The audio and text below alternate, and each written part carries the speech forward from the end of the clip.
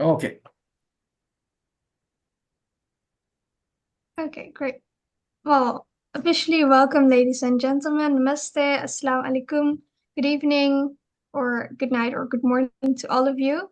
We are pleased to have people in this meeting from all over the world and from different time zones.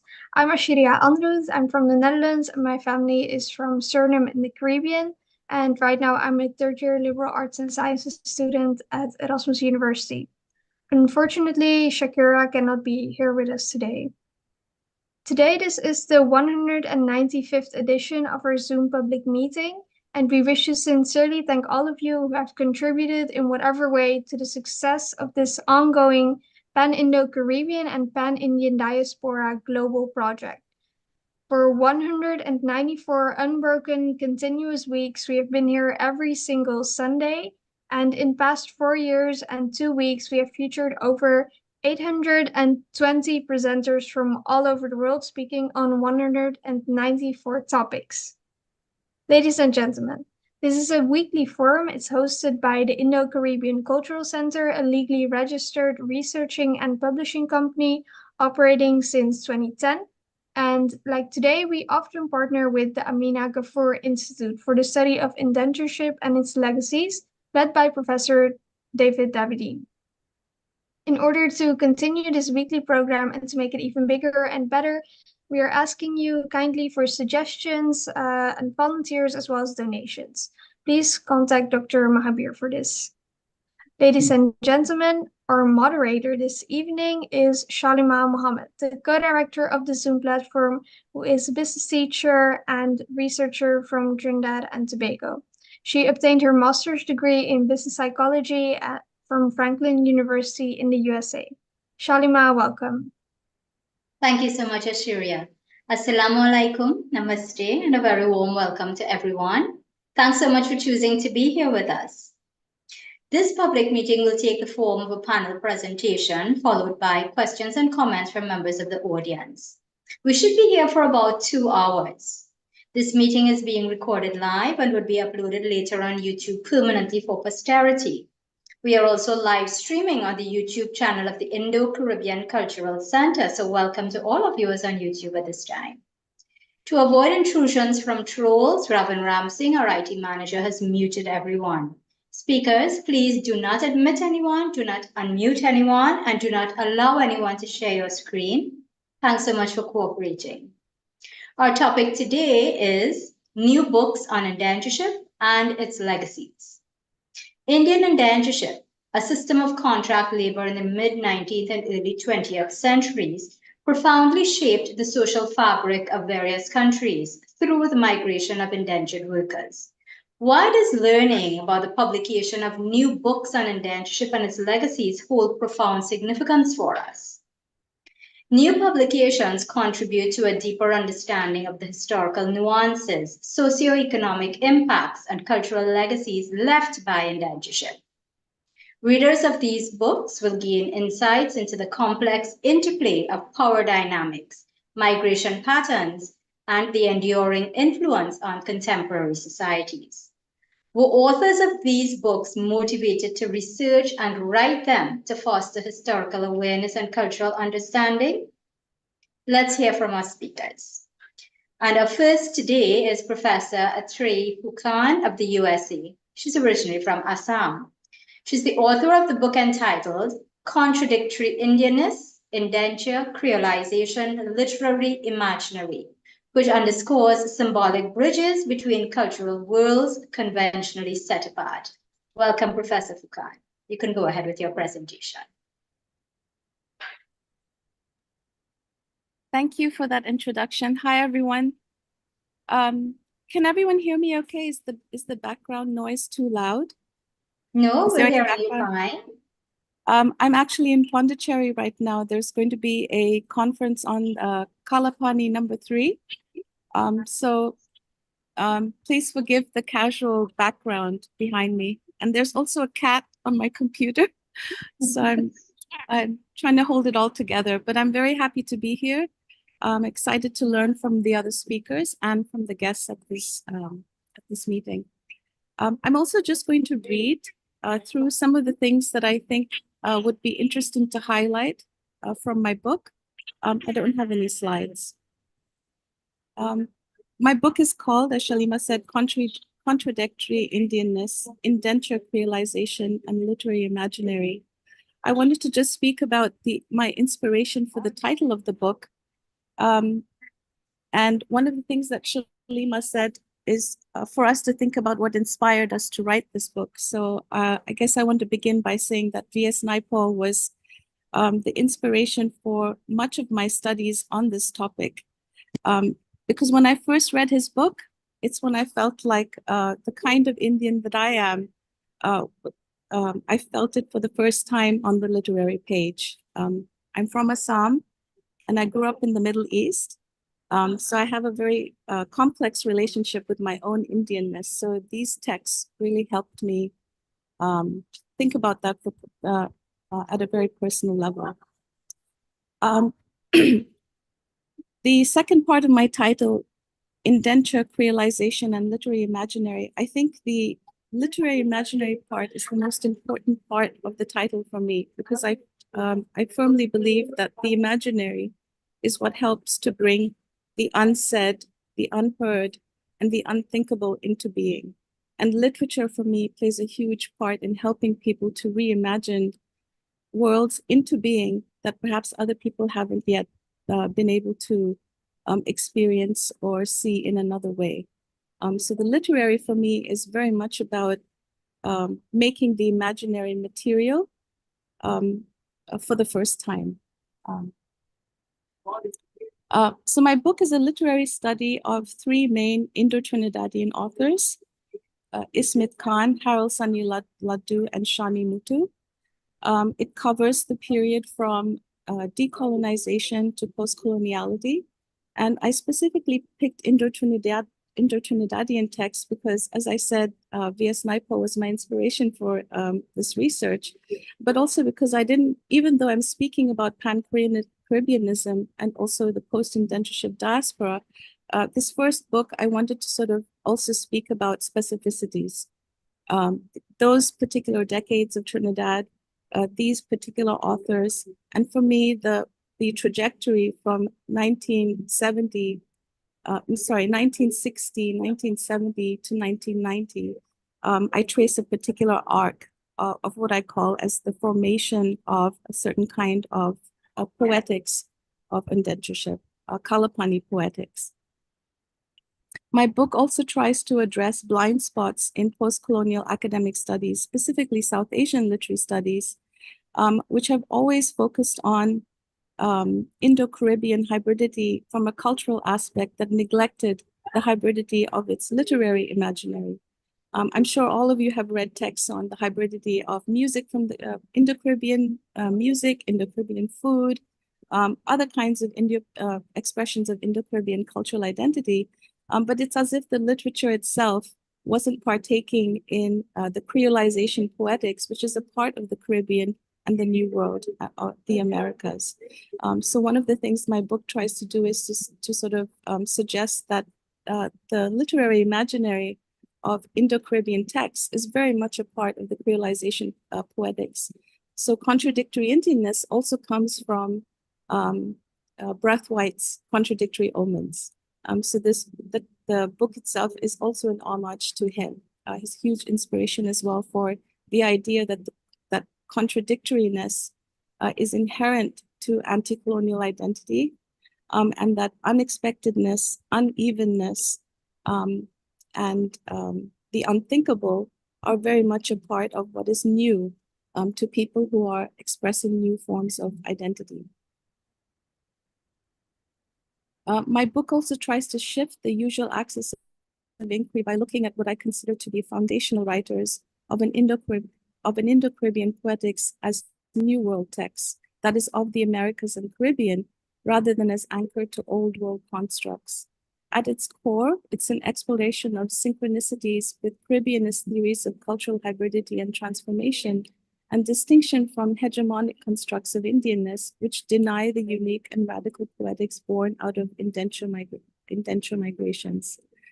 The Caribbean canon, as I suggest in this book, has been the Indo-Caribbean canon, has been shaped and formed in a way that prioritizes a few key texts, which is not to say that they're unimportant.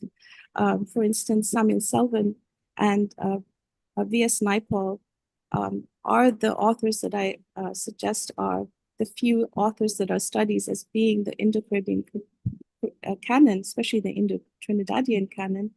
But it's as if the other authors aren't a part of a poetics that is complex and evolving. So one of the things my book is also trying to do is to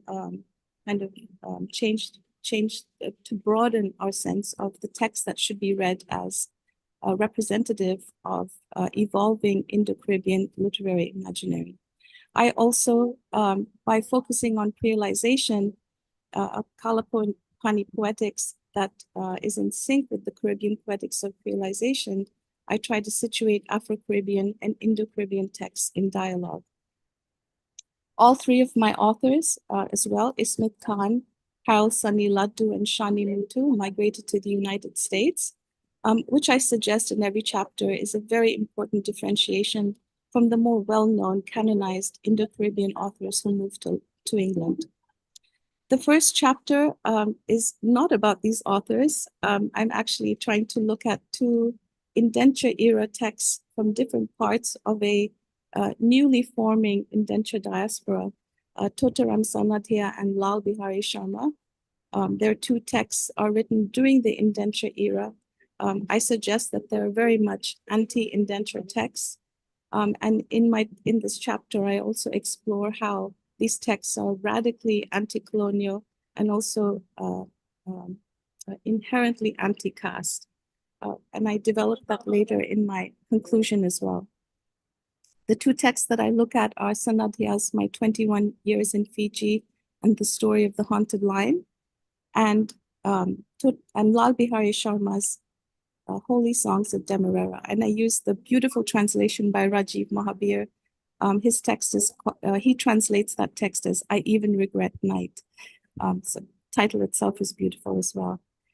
So in this chapter, I study these narratives written during indenture from different locations to show how a radical transnational, anti-colonial, anti-caste sentiments are born in these very early narratives. And I then suggest that this is the beginning of a trajectory that continues into other Indo-Caribbean texts.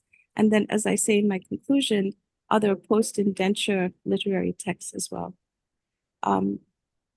One of the things that I see in both of these texts is that they speak about the relationship to India as not only being about loss and aporia and nostalgia, which would be a kind of reiteration of the Kalapani as abyss, but more so to speak about new forms of longing and belonging and the creation of a new cultural identity, one that destabilizes the stigmas that associated with passage, especially in the early 20th century and with the beginnings of Kalapani migration.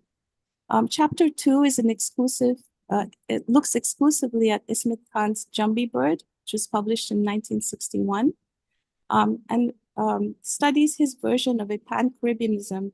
One of the things I suggest is that his contemporary is Brathwaite and Edward Glisson, and yet they're never seen as his contemporaries. This book has been usually read as an autobiographical novel, but I actually suggest that it's a book that is deeply symbolic as well as speaking about how the Indo-Caribbean is born, a new identity. I read the symbolic fusion of the Indian Muslim festival Jose and the Jambi Bird in the novel itself, and read it as a new global South framework in Ismet Khan's contextualization of Caribbean decolonization, which is the main plot line of the story, which Ismet Khan actually places alongside India's own independence. So the novel is a really beautiful working of how Indo-Caribbean Indianness is beginning to see its newness and difference because of Caribbean's own independence movements, not just necessarily India's independence movements. So I see this text as really important to the arc that I'm shaping about disassociating Indianness from from hegemonic South Asian constructs. In chapter 3, I read Harold Sudney Luddu's No Pain Like Body as one of the few texts that actually, Indo-Caribbean texts, that tries to literalize the trope of the rice field. And I look specifically at how he combines the trope of the rice field using tropes of the plantation, which are often used in Afro-Caribbean texts of the time. And he uses the idea of claustrophobia and annihilation to actually speak about how they do give birth to new forms of spiritual being. And Laddu especially I see as creating a new world Indianness, because his book is set in a fictional island, which specifically tries to place Indo-Caribbean identity as a new world American identity, rather than as a post-colonial South Asian identity or as an alternate Caribbean identity, but placing it in a larger continental framework. In chapter 4, I look at Shani Mutu's Serious Blooms at Night. And I'm sure those of you who have read this work and read criticisms on this work know that it was heralded as the first openly queer novel of the Caribbean, also written by an openly queer woman. And it was very interesting for me when I was a graduate student and had first read the book that it never spoke about the indenture themes that Shani Muti was deliberately playing with, specifically the main character, who I saw as very clearly being an Aji figure, as an older woman figure. So one of the things I tried to do is to just, again, shift the way that we read the novel, not to deny that it wasn't the first queer feminist novel, but to help us also focus on how she speaks about an intergenerational trauma experienced by the family, which begins with the Christianization of the father when he was a peasant as a child. So trying to talk about how trauma begins with very specific forms of internal colonization that were experienced by Indians, peasant Indians, I'm sorry, in the Caribbean at that time. In my conclusion, I focus on the idea of arrival, then of return, to emphasize the thorough newness of a post-indenture poetics that focuses on forging new forms of belonging and creative evolution that are not only tethered to ancestral constructs of the sea passage as abyss, and I also try to do this by thinking of arrival to speak about how indenture studies too, in the conclusion, has to find its own arrival as a new form of way of thinking about Indo-Caribbean texts, the Indo-Caribbean diaspora. So the conclusion is not only looking at texts and art, but also speaking about how the study of indenture has to come into its own arrival rather than constantly being returned to South Asian post-colonial theory or Indian ancestral constructs. And I tried to do this very much throughout the book by also giving a lot of space in my book to renowned indenture scholars who are usually not paired with Caribbean writers who are writing at the same period. I think I just have been speaking a lot of my book right now, but I wanted to just say that this book is just the beginning of what I see is a really kind of exciting new period in thinking about how indenture studies is really coming into its own at this moment. I'm very excited by it. I want to also give thanks to many people who are not here and some who are, without whom I wouldn't have been able to even think about some of the ideas that I put together in this book. I'm deeply indebted to writers who have actually helped me to understand that it's not always important to use the old theories to think about new ideas. And many people in this chat and or in this forum, and who I'm going to meet actually soon at the Pondicherry conference, have been very important to help me think about how to speak a new language for people who've been silenced. And this book and those people to whom I'm indebted have also helped me think about my next book project, which will be looking at how literature and other artistic media from Fiji, Mauritius, South Africa, and the Caribbean need to be connected, because usually indenture locations and artistic expression from these indenture locations are studied regionally or in isolation. So I think it's very important to put them together, to think about that as its own diaspora. So I think I'd like to end with that. Thank you so much for your time. And I'm really excited to hear what the others have to say as well. Thank you for the invitation.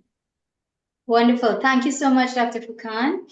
I think what you've done in your overview is really try to encourage a revival in interest in the writings of Ismet Khan, Shani Muthu, and Harold Saniladu. So thank you very much for that. Dr. Kumar Mahavir has a question for you.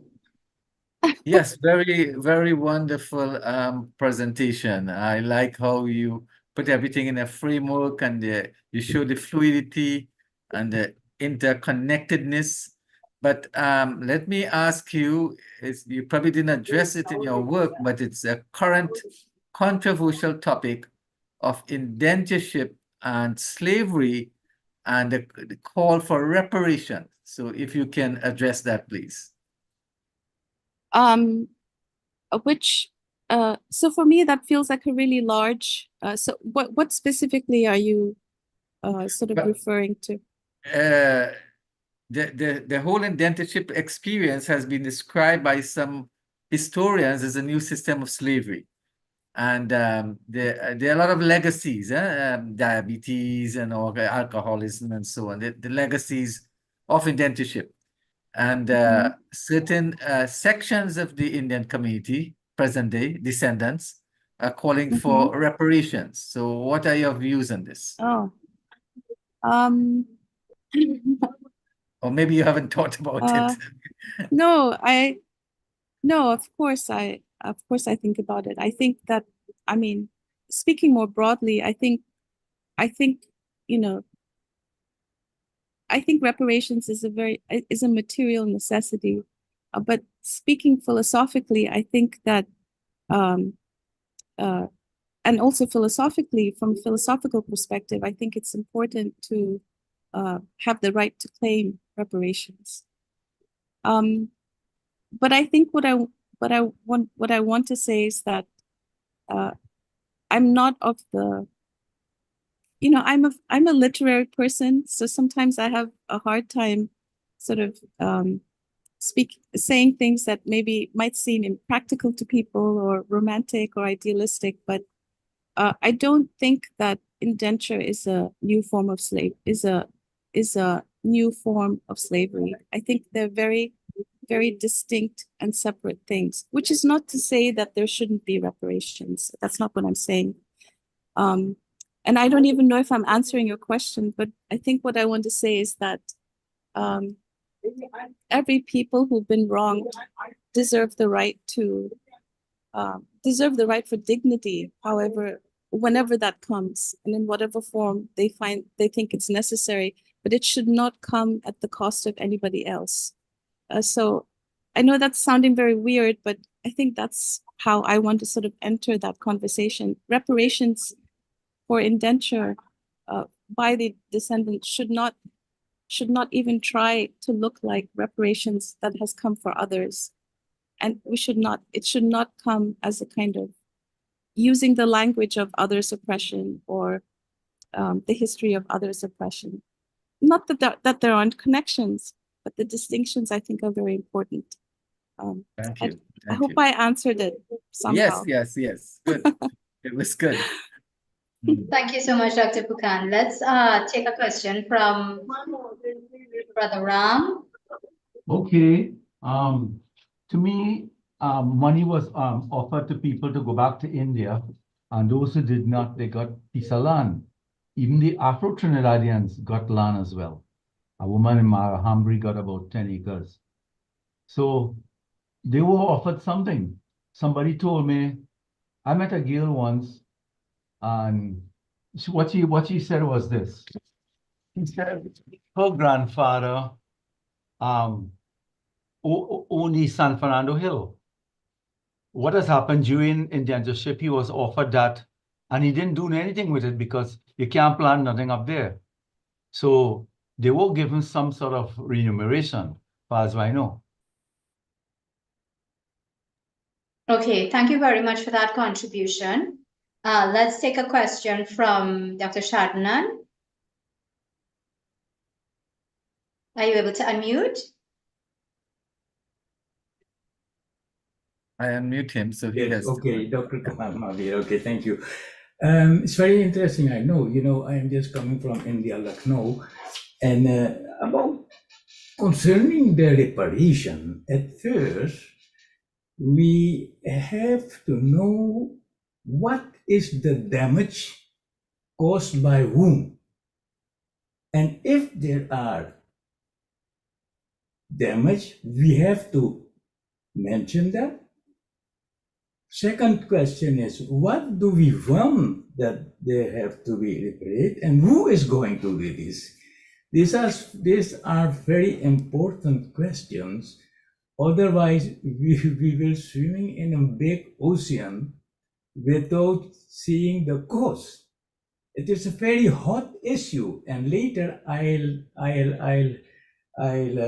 want to tell more about this, because we are just looking after the African brothers and sisters, what they are doing, and they have already reached.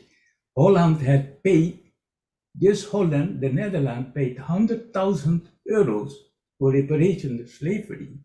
And we Hindustanis are looking, hey, why we not?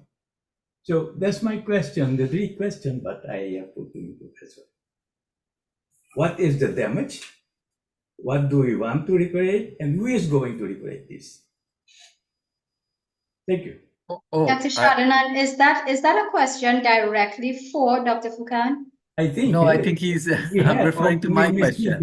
Dr. Kumar, we are talking about reparation, And do you have a question, though, sir? Do you have a question for Dr. Furkan, or a comment for her presentation? For both it is. We all have to do, for both. Dr. Kumar So if I may respond, but not to him directly, but to the first person who asked the question, Dr. Ram.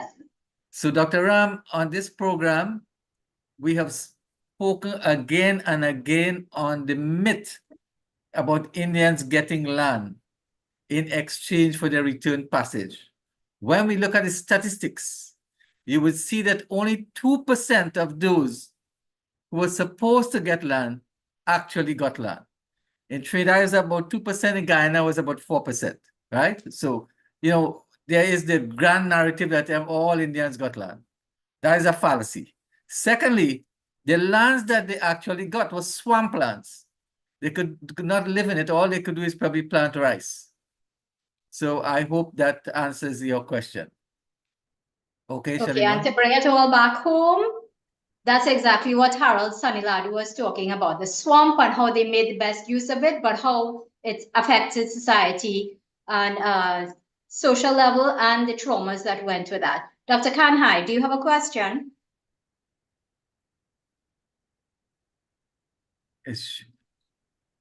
I think she's popping in and out. Yeah, she disappeared. So we'll have to take her when she comes back. So Dr. Furkan, thank you very much. We will now move on to our Mr. second Prasad has a speaker. question, I see. Mr. Prasad? Yeah. You have to unmute, Mr. Prasad. You have to unmute or call your boy for help. Oh, Roseanne is unmuted. He's coming. He's coming. Muted. Can we unmute Dr. Kanhai? Oh, Kanhai is there? Okay. Yes, she's there, but she's muted. Yeah, I have several questions as an economist. And I was fortunate to visit India quite a few times. So I was able to form an opinion. And when I looked at Indentia and I looked at immigration out of India, what surprised me more than anything else was the level of sophistication of the Indians during that time. And My book is called Ancestral Ghosts. And it's actually a story stories I heard from my Aji and Aja and Nani and Nana. Okay, Mr. Prasad, if you don't mind, can we bring you on a little bit later on so that you could speak about your book in its entirety and you could make your comment then? If you don't mind. I don't I mind, but just- it has thank to you. do with the economics of the indentureship. Okay, great. So we'll hear from you shortly. I want to bring our second speaker now, and this is Professor Jonathan Connolly of the US. He's the author of the book entitled Worthy of Freedom, Indenture and Free Labor in the Era of Emancipation, which discusses how indenture changed the meaning of freedom in a post-abolition world. Welcome, Professor Connolly. Thank you so much for that introduction and for giving me this opportunity. I'm very glad to be here. I'm speaking to you from Chicago, where I teach. I wish I were in Trinidad right now because it's cold here at the moment, but I think it's very wonderful that this series allows for connection across so many different countries. And that's, as you know, it's not always the case, even with subjects like this that are of great interest in many different places. So I think that's, I'm very grateful for this opportunity. And let me share my screen. I have some slides to help discuss my book. Just 1 second here. Okay. So I'm delighted to speak with you today about my new book, Worthy of Freedom, Indenture and Free Labor in the Era of Emancipation, which will be released in June. So it's very new. It's just about to come out. This is the cover of the book. The book is a study of indentured labor in Trinidad, as well as British Guyana and Mauritius. And the book is particularly focused on the category of free labor and on a set of conflicts and social and economic dynamics that reshaped the meaning of that category from about the mid-1830s through the end of the 1870s. And as such, it's very much a book about the making of the indenture system. It has less to say about the later period or about the end of indenture in the early 20th century, but those are, of course, realms that are also of interest to me. I think I won't give a sort of general introduction because in this audience, I think everyone is well aware of many basic facts. My book is about the meaning of freedom and free labor in this context, in the first half of the indenture system. The book looks at the law and ideology of indenture, as well as the system's local and global economic effects in an effort to show how the boundaries of free labor changed over time. And this on the screen is just an extract or fragment from the register of the first indenture ship that arrived in Trinidad in 1845. It's been digitized by the National Archives in Port of Spain. And my project began with a relatively simple question. In 1840, the colonial secretary, Lord Russell, refused to allow indentured labor migration to British Guyana.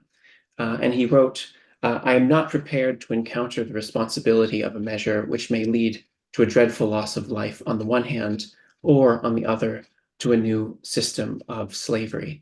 And this then became the epigraph of Hugh Tinker's influential book. But here it is in 1840, coming from the colonial secretary. 20 years later, Russell's successor as colonial secretary, the colonial secretary at the time was Edward Bulwer-Lytton, spoke of indenture in very different terms. Here he is arguing in Parliament, and as he did so, he portrayed indenture as being morally just. So rather than being a new system of slavery, indenture was, in his view, a means of preserving what he called the quote, sublime experiment of Negro emancipation. It's also a kind of striking rhetorical device in this passage where a kind of passage from innocence to experience, youth to maturity, as a way of rejecting prior anti-slavery commitments. And so the striking contrast between these two perspectives raised a series of questions. Why did indenture become less controversial over time for officials like these? Why did two prominent officials of the same class, separated only by time, see this issue so differently? In a very broad sense, one might ask, how did indenture become free labor? How did it come to be considered free labor over time? And as I soon realized, these seemingly simple questions implied many others. And so answering them involved not only the study of ideology, but also law, state power, and several forms of economic change. In the 1830s and early 1840s, indenture sparked a public scandal. It was a, quote, coolie slave trade for anti-slavery advocates. According to the Times of London, which was, of course, not an anti-slavery paper, it was a general daily paper in London. The Times said that indenture had revived slavery's, quote, most odious horrors. And meanwhile, in this early period, the indenture system was also unstable in a more material sense. Local officials clashed with their superiors in London. Freed people began to leave the plantations in large numbers, as did many indentured immigrants. Free trade, the enactment of free trade policy, further destabilized the imperial sugar economy in the mid-1840s, pushing down prices, revenue, and wages. But by the 1870s, flashing forward in time, all of this had changed quite dramatically. Years of large-scale migration had profoundly reshaped the political economy of emancipation.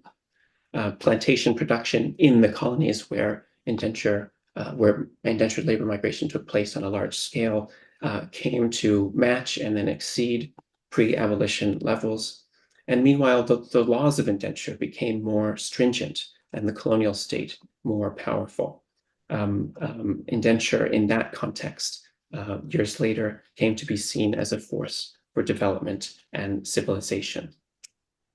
So my book seeks to explain this transformation across this period of time in its multiple facets. It's at once a study of ideas and of structure, of free labor ideology, and of labor relations in practice. And it's also in significant ways a study of law, of the ways in which colonial law shaped the historically contingent category of post-slavery free labor. And so to explore these themes, I pursue three related but methodologically distinct lines of inquiry. The first concerns public debate on indenture, mainly in Britain as well as in part in India. And these lines of debate are traced from daily newspapers, from anti-slavery publications, from published reports of inquiry, and parliamentary speeches. And here my goal is to explain how Britons came to see indenture as a legitimate form of free labor during the 1850s and 60s, despite being subject to very widespread public criticism during the 1830s and 40s. And in the process, I'm interested in arguing that new forms of social scientific thinking centered mainly on concepts of race and then economic ideas associated with liberal political economy transformed debate on indenture, displacing an older anti-slavery mode of conceptualizing long-distance trade and labor. And above all, a consensus that emancipation had, quote, failed. That growing consensus fueled support for indenture in Britain. So by the 1860s, though some criticism remained, that the center of debate, I think, had shifted very dramatically. No longer a betrayal of emancipation, indenture, in fact, assumed a kind of anti-slavery logic of its own. So I call this the kind of history of indenture's normalization in public discourse. This is a story about the decline of anti-slavery in Britain and the concomitant rise of new ideological poles associated with free trade and race. And this is just a page from The Economist, a newspaper founded in the 1840s with explicit free trade, with a free trade ideology, as an example of the kinds of newspaper sources used to make these arguments in the first approach. Then a second line of inquiry concerns law and legal ideology. an array of ordinances, in effect statutes, though they were called ordinances, passed in British Guiana and Trinidad and Mauritius, shaped the actual legal meaning of indenture over time. And I think it's a kind of misnomer to say indenture in the singular. The actual meaning of the legal relationship really changed significantly over time, including its basic features, the length of the contract, from being a 1-year contract initially to 3 years to 5 years to eventually periods of optional 5-year reindenture, etc. And so piecing together this kind of statutory web, I argue that the laws of indenture became increasingly restrictive over time as officials either diluted or completely abandoned provisions that had originally been designed to preserve the voluntariness, or at least the theoretical voluntariness of the relationship, and meanwhile intensified past statutes which intensified the legal penalties applied against those who breached their contracts. And in doing this, my goal is not to suggest that indenture replicated slavery in an absolute sense. Instead, what I'm trying to do is to explain how shifting notions of race and personhood reshaped the category of free labor, in order to explain not just that, but why the law became more restrictive during this period, mainly with reference to the ideological presumptions of the many officials charged with supervising and regulating the system. And here are just some more images of the kinds of archival documents, ranging from ordinances themselves, collected in these bound volumes, to a very extensive private official correspondence where local officials in each of the colonies corresponded and sometimes disagreed, debated with their more senior officials in London. Some of this correspondence looks like this, kind of scattered minutes, also largely collected in the National Archives main correspondence series in Kew. And then, of course, an enormous archive of records related to the policing of indenture contracts, which comes in many forms and allows both for arguments to be made about the power of the state and more individualized arguments about the ways in which indentured workers responded to, evaded, and shaped this labor relationship from the other direction as well. And just again, as an example of this kind of immense archive, this is a photograph I took in Mauritius of a so-called old immigrant's ticket, a kind of pass that all Indian Mauritians were required to carry starting in the late 1860s, and notable for many reasons, but one is the early use of photography in policing. And of course, this is from the early 1870s, about 4 decades before photographs are used in European passports, for example. But finally, before I get lost in the weeds, a third approach, a third line of argument in the book that, broadly speaking, involves economic history.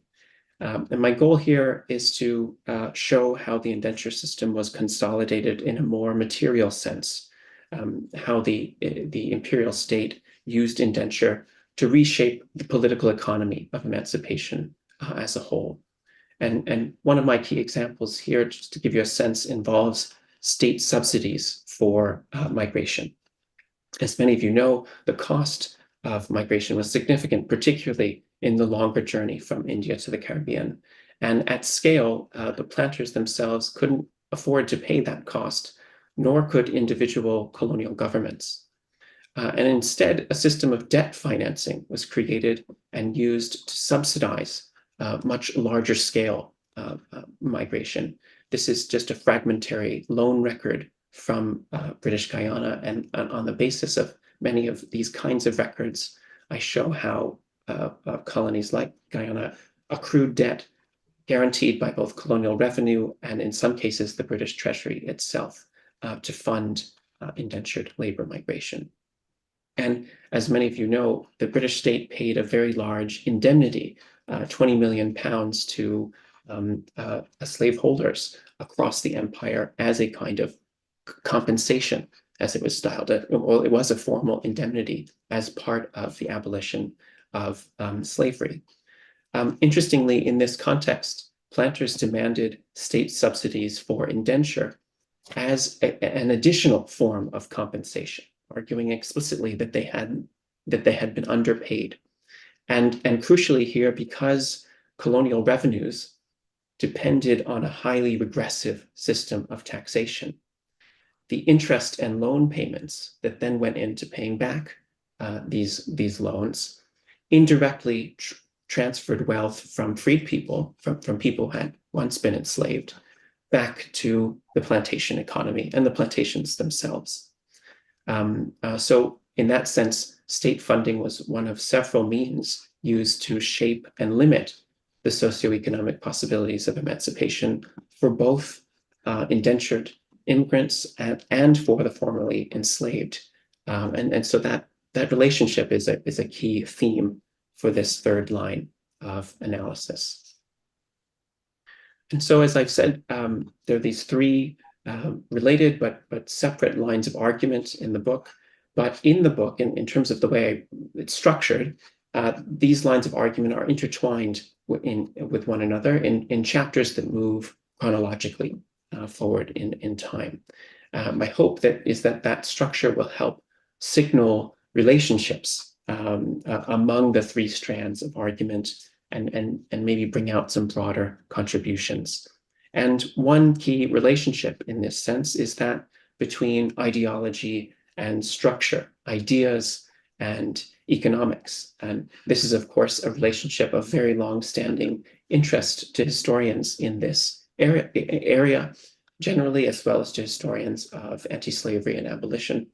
And so two of the watchwords in the book, normalization and consolidation, refer to ideological and material change, respectively, but neither is meant to have determinative priority over the other.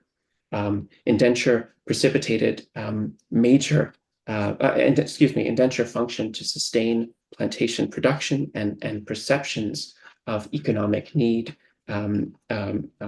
It precipitated major shifts in indenture policy. But ideology also mattered from an economic perspective. Ideological conceptions of non-European labor served to justify patterns of state action that quite clearly shaped economic activity. So a category that might seem objective to us, like economic necessity, was, I think, actually quite malleable in this context. Economic success and failure, the way these ideas were measured at the time, was itself part of a broader ideological constellation and an overall vision of progress that turned decidedly in favor of indenture during the 1850s. And these concerns play a role in the book's substantive arguments about race. There's, of course, a lot to say, but I'm trying to be brief, so I'm just going to single out a few of the interventions in relation to a larger scholarship about ideas, concepts of race. And so many historians have explored an apparent hardening of European racial attitudes over the course of the 19th century. Historians of science have shown how a biological conception of race displaced the biblical theory of monogenesis, which had posited a common origin for mankind.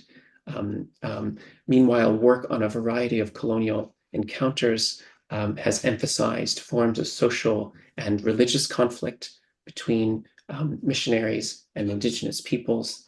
And then still other work on empire has seen larger scale acts of rebellion, like the Indian Rebellion of 1857 or the Morant Bay Rebellion of 1865 in Jamaica as turning points in the rise of fixed notions of inherent racial difference. And in rightly rejecting economic determinism, much of this work has perhaps unintentionally dissociated the history of race and race thinking from its economic context. The study of emancipation, speaking very broadly here, beyond my work for sure, but I think the study of emancipation challenges us in different ways to try to reunite these realms without reducing racial attitudes to economic relations or an ahistorical functionalism. And with that in mind, one aim of my analysis is to ground the kind of hardening that's seen in a variety of 19th century sources, in particular conflicts over post-slavery labor.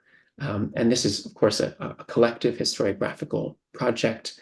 But in additionally, I think the aspect that I'm emphasizing here is that I want to try to explain how modern, meaning scientific, in the 19th century and newly racist forms of race thinking reoriented public debates and lent a kind of legitimacy to state-sponsored labor migration. And I think doing that allows us to join the intellectual and cultural history of race to, here I'm quoting from Stuart Hall, the concrete historical work which racism accomplished under specific historical conditions.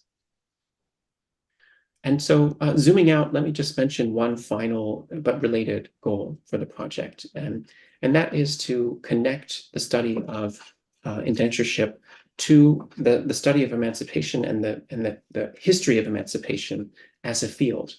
And of course, that might sound odd, but in so many ways, work on indenture has frequently remained separate from a large body of work about emancipation in the British context, which has often focused on freed people, and in particular, often focused on Jamaica as a key site, where, as you know, the scale of indenture was not quite as large as it was elsewhere.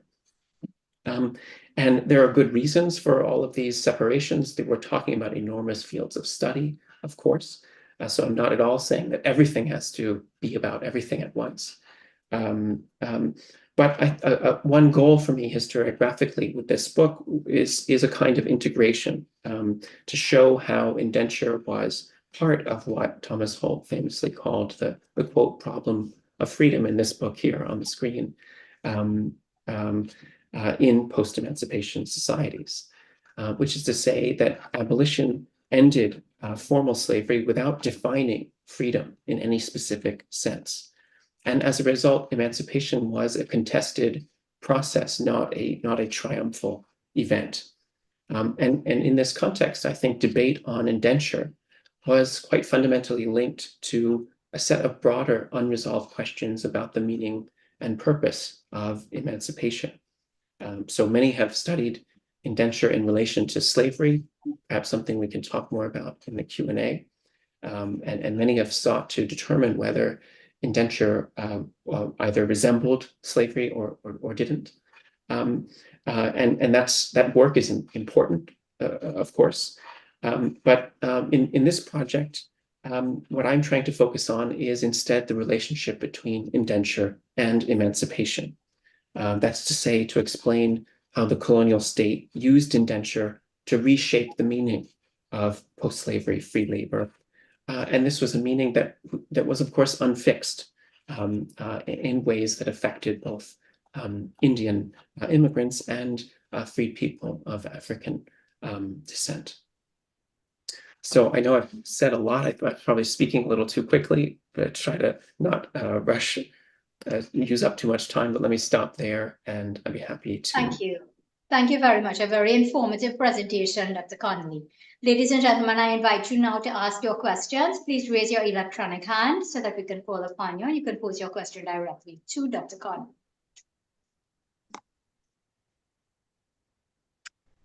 Dr. Khan, hi. Would you like to go first since we missed the opportunity last time?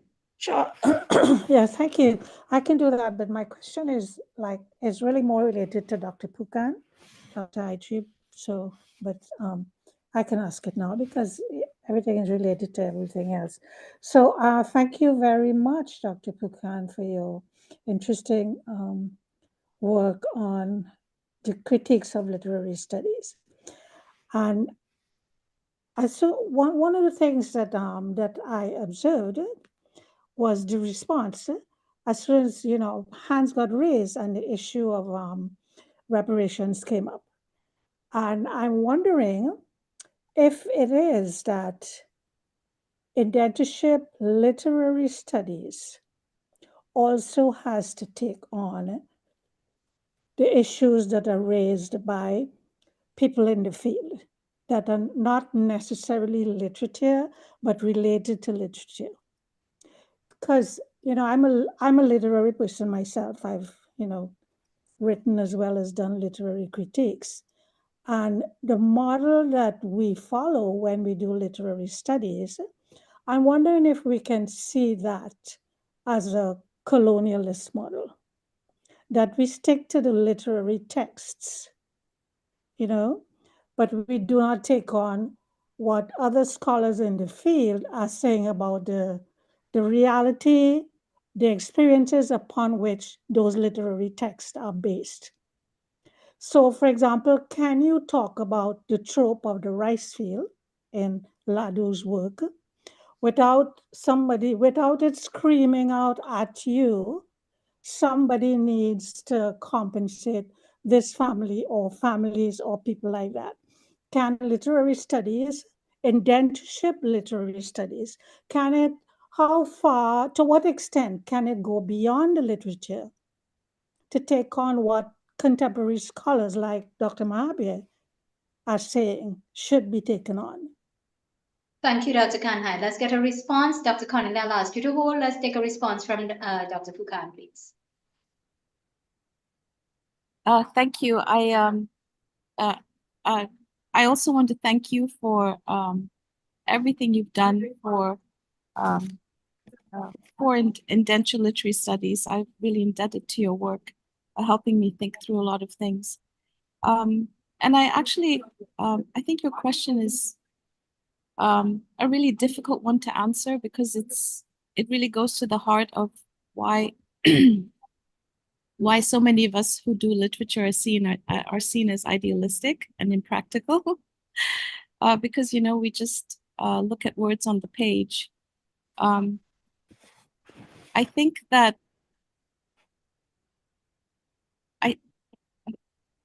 for me, everything that's written in literature is about reality.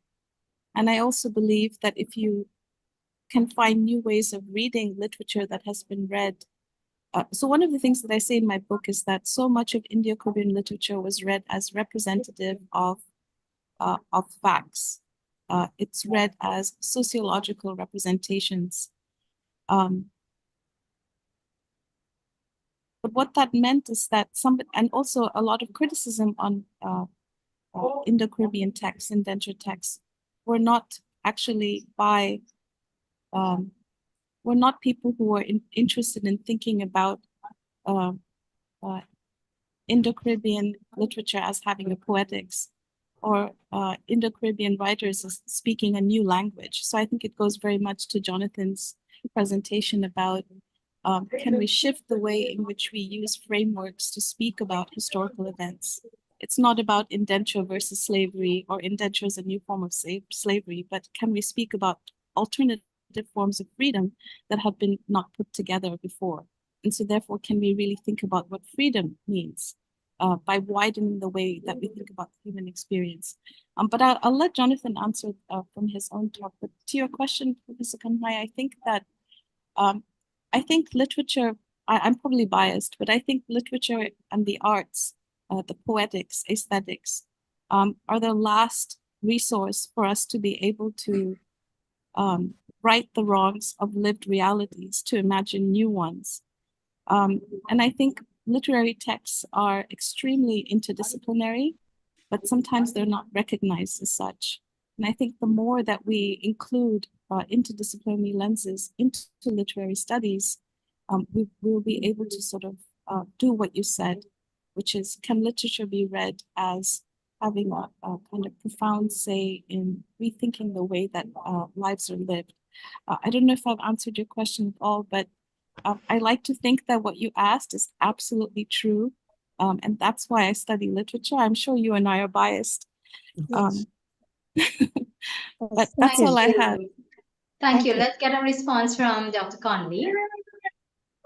Just to add a few words to what you've said so well, I think I would agree about the importance of literary study, and I even say as a historian that I hope it's the case that as literary scholars have done so much to make the field more, to give the field an increasing vitality, that historians might get some ideas from them. Because, of course, one challenge that many historians face in attempting to write about the experience of indenture is a series of archival absences and silences. And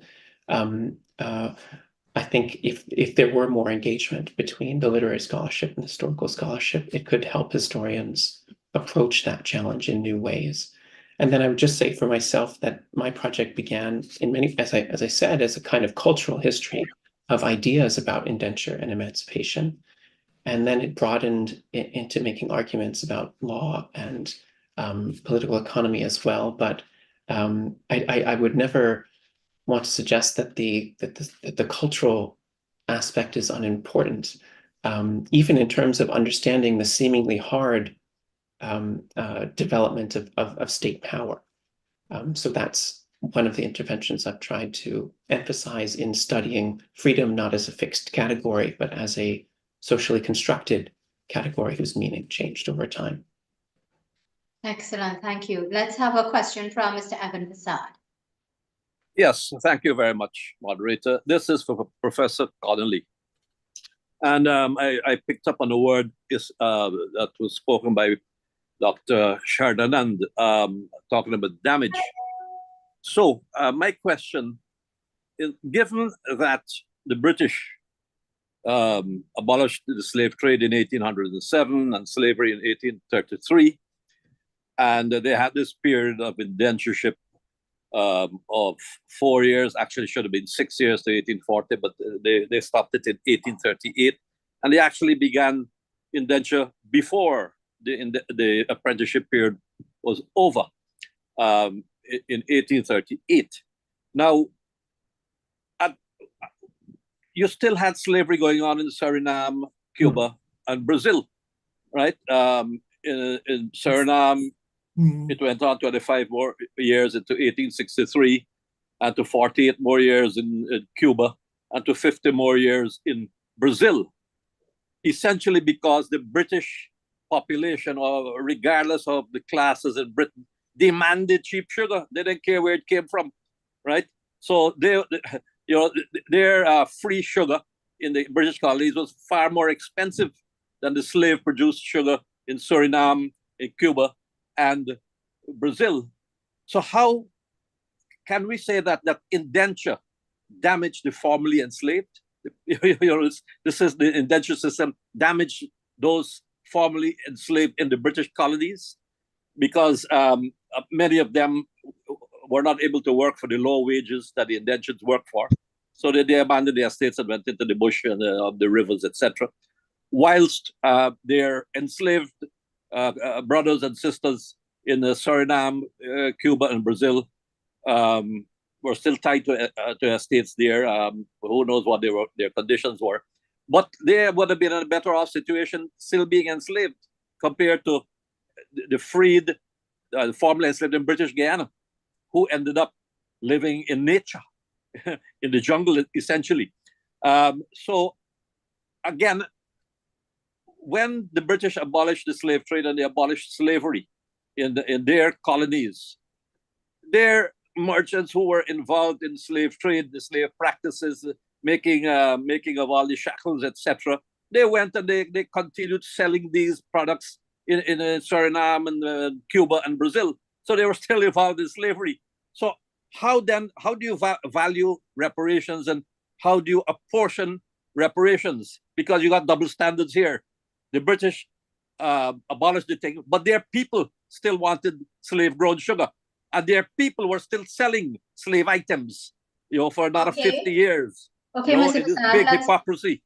How Mr. do Prasad, let's get a response from Yeah. Dr. Yes. Connolly. Sure. Okay, thank you very Yes, much. I mean, so many. Thank you for your comments. So many things to say in response. So I'll just say three things. First, about some of the important context that you've mentioned. That's right, that planters began recruiting indentured workers before the end of apprenticeship, and they did so with less intervention by the state. That's part of what created that early scandal of indenture, the sense in Britain that indenture was a covert revival of slavery. The early critique of indenture was very much connected to the anti-slavery critique of apprenticeship itself. And because of that scandal, the imperial state intervenes and creates a more formal regulated system that begins in the 1840s. So I hadn't mentioned that earlier history, but it's an important aspect of the pattern of change over time, certainly the early period that I described.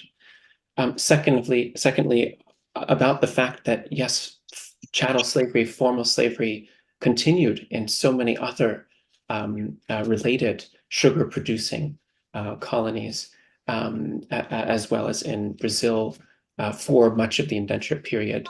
That's enormously important in terms of the consolidation of a kind of free labor ideology around indenture itself in Britain, where by the 1850s and 60s, British observers they reframe indenture as a kind of free labor that can compete with slavery in other empires. And so a refashioned anti-slavery logic, completely different from that of the 1840s, emerges. And there's more to say, but always important to remember that in our disciplinary silos, we might abstract the British West Indies from the rest of the region, and that is not how people thought at the time, and doesn't, that leaves out parts of the story. So I think it is quite important that inexpensive, as you also mentioned, sugar was being imported to Britain from a number of other places where it was still being grown by enslaved people. And then finally, it's possible I give the wrong impression. I certainly didn't mean to imply that anyone would have been better off had abolition not occurred or had they remained enslaved.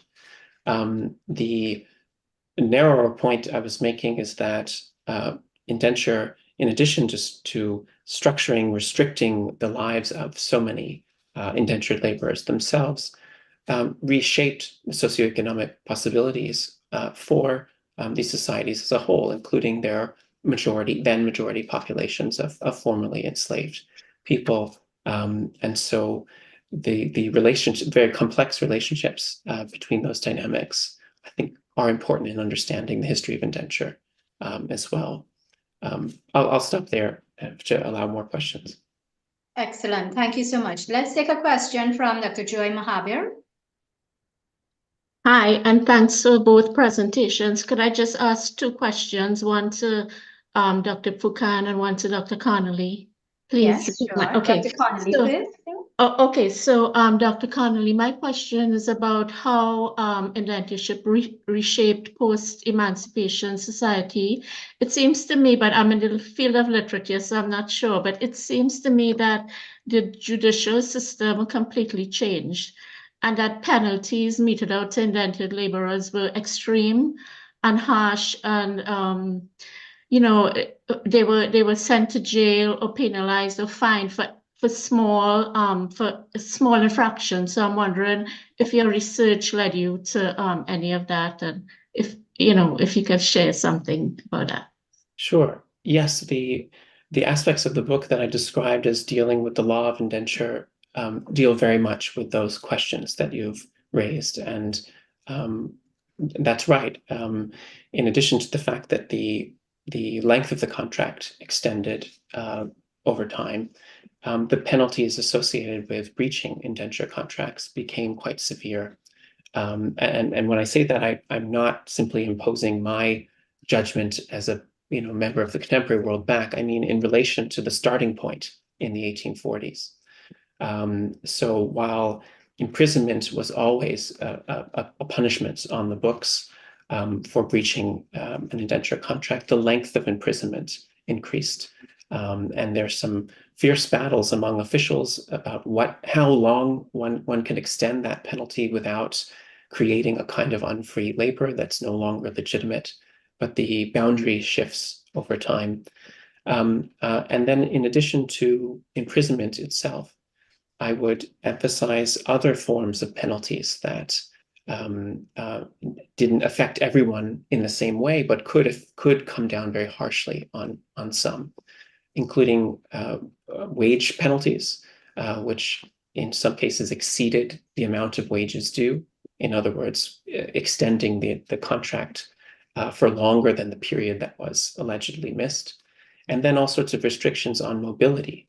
And that example of a pass that I showed from a slightly later period in Mauritius is a good example of understanding how over time, as Indian populations grew, the law of indenture that was designed to keep people on the plantations began to affect not just those who were still technically under indenture, but other people who had finished their indentures and remained in the colony, as well as people born in the colonies who shouldn't have been, in the technical sense, subject to those laws, but often were, because police and other officials weren't able to distinguish between who was who. And so the kind of a very large-scale arrests without cause becomes a factor and a source of further controversy later in the 19th century. And flashing forward to, say, the South African context at the end of the 19th century, of course, not a coincidence at all that major figures like Gandhi are there campaigning against past laws, this very legacy of indenture in a later period. Thank you. Great, thank you. Dr. Mahabir, you want to ask your question to Dr. Furqan? Yes, so my question was about the idea of arrival. And you had mentioned it at the end of your presentation, and you said that I think it was that you felt that literary studies didn't have that arrival as yet. So could you expand on what you mean by arrival, and arrival to whom? Arrival to the literary community, or Right. yes. Yeah. Thank you for the question, and thank you for your work, by the way. Hugely inspiring, and it's great to see you face to face in this forum. So that's part of my conclusion, where I try to have us think about how the burden of return has always been something that has been assumed of Indo-Caribbean or post-indentureship texts. You know, how are we always thinking about, I'm sorry, this is cat, sorry. How the burden of the idea of return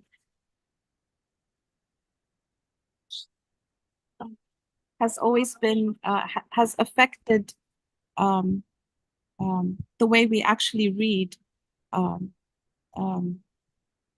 kind of not only Indo-Caribbean texts, but the way they think about belongingness, right? So they think about belongingness in terms of being what Bridgelau calls fake Indians, or less Indians, or un-Indian. So my arrival, in the sense, was thinking about how indenture studies, actually largely through works like yours and Professor Kamhai's, has come into a way of thinking about its own. So it's not about returning to a way that perhaps South Asian post-colonial theory wants Indo-Caribbean texts to be Indian or to be post-colonial, but how these new scholars, Lisa Uttar, Gabriel Hussein, how they're asking us to think about arriving in its own terms. So the chapter begins by using Naipaul's enigma of arrival. How can Indo-Caribbean or indenture studies, post-indenture studies, arrive into our vision? Actually, it's always been there, obviously, but how can it arrive into our horizons, and we can recognize it on its own terms? And absolutely, how can it arrive into the consciousness of literary studies that has denied Indo-Caribbean literature, post-indentureship, indentureship literature, its literariness. That makes sense. Thank you for the question. Excellent. Thank you so much. We'll take two very, very quick questions from Dr. Shadanan and Mr. Shamsuddin, because we have 3 presentations still to go. And this conversation is so engaging, apparently. Dr. Shadanan, very quickly, please. Very quickly to Professor Jonathan. What is the difference between the slavery and the post-slavery colonialism called indentureship? Can you tell me with some words? Great. Sure. So, of course, there are a number of basic differences, namely the fact that indenture was temporary, though some did get ensnared in a kind of cycle of debt, and that one's children weren't born into indenture. At the same time, there are some important similarities to consider in terms of the type of work that was done, living conditions, which were kind of inherited and rebuilt and repurposed from one period to the next, and a whole range of things we'd associate with the plantation system, which may not have survived in the way that it did without indenture. So one reason why I think that the older debate, which simply asked, was indenture like slavery or not, has some limitations, is that one can say yes or no depending on what one is focused on. And perhaps what's more productive is to think about indenture as its own history, enmeshed with the legacies of slavery before it. And as I said, focus on that relationship between indenture and emancipation as a process of socioeconomic change. Great, thank you. Your question. Shamsuddin. Yeah, just one observation and then a question. I'll try to be very quick. How indented Indians were separated, or should I say freed Indians were separated from the indentured, is that they had to, in Trinidad especially, they had to have that free pass with them, the exemption from labor certificate. It was so important that the metal cylinders were used to keep them against the weather and so on, and worn on their waist like a dagger. That's one thing.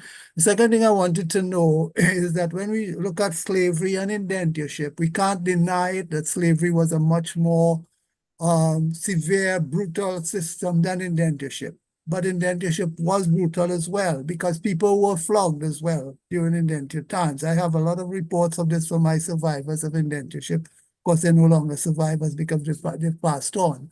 So I want to know then, as we look at crimes on the whole, because both slavery and indentureship could be considered crimes, we don't say that one level of crime should be, because it's so severe that they will get punishment for that, and a lower level will not be punished. So could there be a kind of proportional reparation for indentured Indians as compared, and their descendants, of course, as compared to those of slaves? I just want to ask that question. Proportional.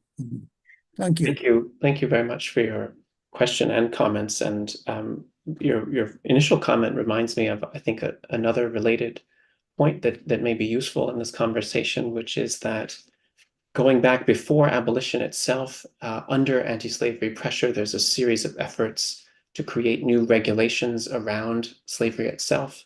This is sometimes referred to as amelioration. And there's a real legacy from what happened in that period to the regulatory structures that were used and developed under the indentureship period. For instance, the official created in amelioration, the protector of slaves, is the kind of antecedent to the protector of immigrants that becomes the chief immigration official.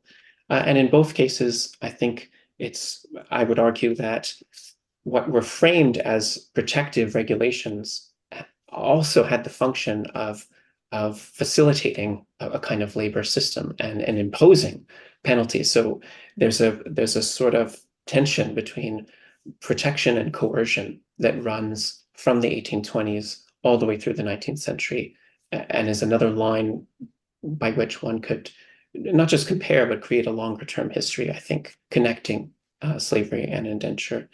In terms of the much broader question of reparations, I think it's on the one hand, as a historian, I would say that my work doesn't provide direct answers, but there are some aspects of the book that are maybe a relevant part of the conversation.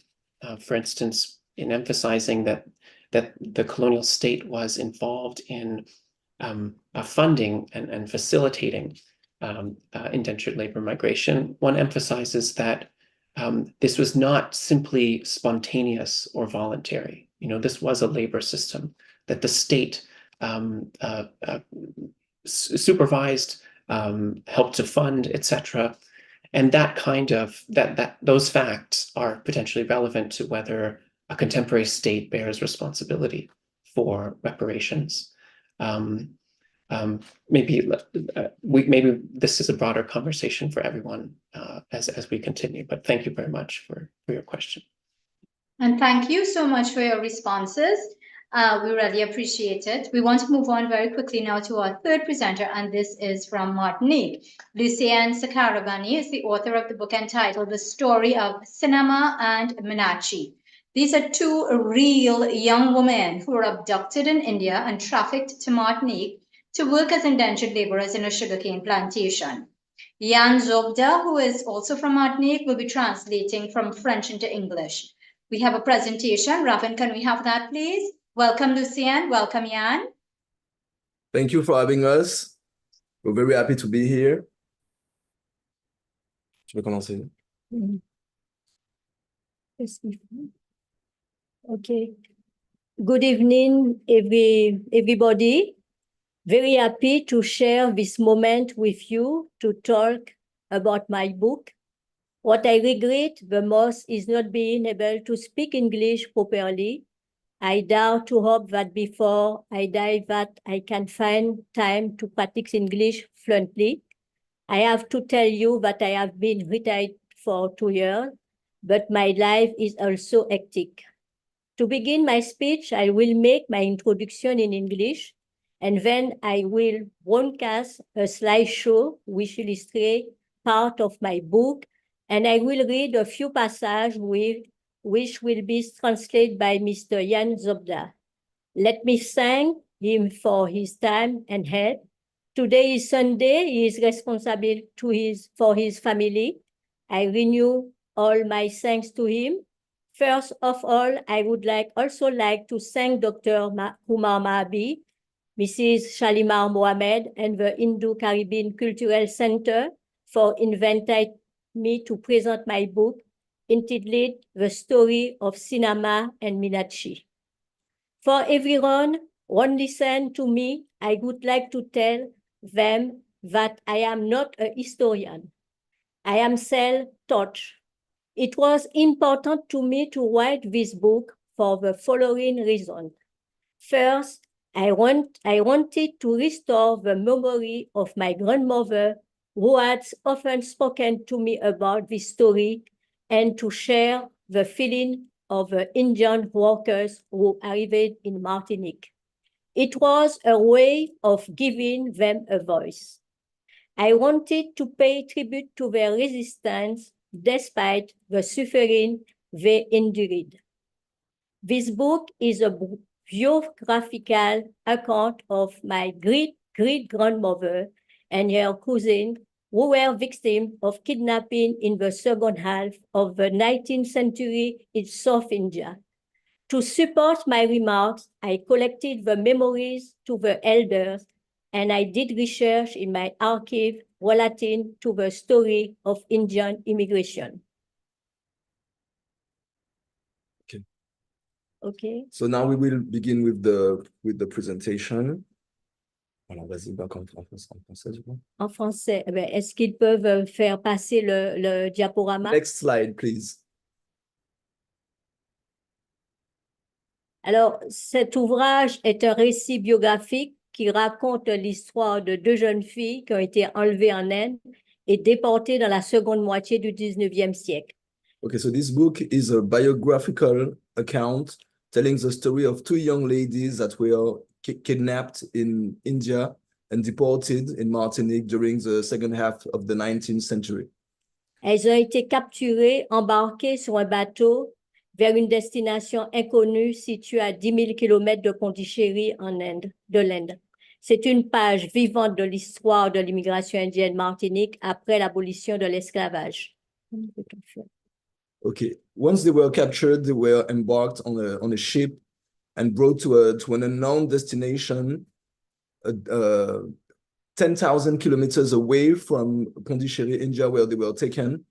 This is an actual living page of the history of Indian immigration in Martinique right after the abolishment of slavery.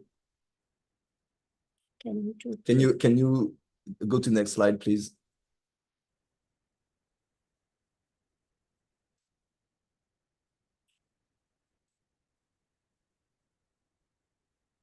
Moderator, can we change the slide, please? Thank you. Alors, le contexte historique de l'immigration indienne, donc j'ai voulu présenter une carte puisque l'Inde avait 5 comptoirs français, donc Chandernagore, Yanaron, Pondichéry, Karikal, Mahé. To give you a little bit of historical context, at the time, France had 5 comptoirs in the south of. À qui dois-je l'envoyer? Yana, Pondichéry, Karikal, and Mahé. On change de slide? Oui. Next slide, please. Une petite seconde. Voilà, je n'ai pas pu trouver Narayan Samijan à Condé dans vos contacts. Quel est l'objet de votre email? Vas-y, parle. Alors, la crise de la main-d'œuvre, il faut savoir qu'au lendemain de l'abolition de l'esclavage, les anciens libres sont. Pourquoi on voit pas? Qu'est-ce qui se passe? Je sais pas. Attends. D'accord. J'ai changé l'objet. Il dit maintenant. Alors, la crise de la main-d'œuvre, il faut savoir que le lendemain de l'abolition de l'esclavage, les anciennes libres à Sceaux. C'est quoi ça? Je l'envoie. C'est quoi ce truc? On peut pas l'arrêter. Voilà votre message pour Michel Narayan Sami. Il contient. C'est quoi ce truc? Okay. Following the abolition of slavery, the old slaves fled the habitations, which in turn provoked a decrease in the manpower available, which will impact the production of sugar, which will create the conditions making it possible for the indentureship to be put in place. Next slide, please.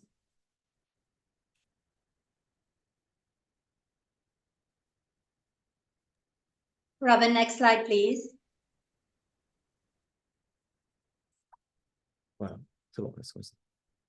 Alors, pour remplacer les nouveaux libres sur les habitations, il faut savoir que 25 500 Indiens furent introduits en Martinique entre 1853 et 1883. 12 509 moururent et 11 000 repartirent en Inde. Okay.